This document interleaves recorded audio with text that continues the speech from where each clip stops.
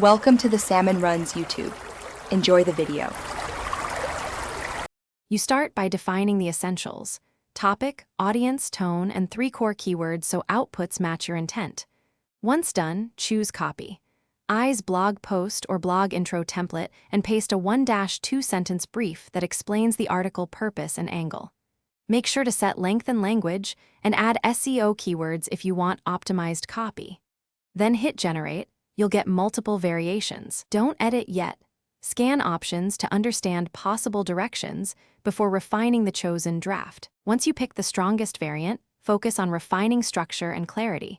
Use edit and expand tools to grow briefs into full sections. You'll want to adjust headings, add transition phrases, and check keyword density so the flow supports SEO without sounding forced. Make iterative prompts. Ask for a stronger hook, a 3-point outline, or a 200-word explanation. Use bullet-to-paragraph conversion for lists and invoke rewrite for tone shifts. Keep testing small prompts until each section reads cohesive and natural. You finish by proofreading, fact-checking, and optimizing the meta description and headings for readability and search.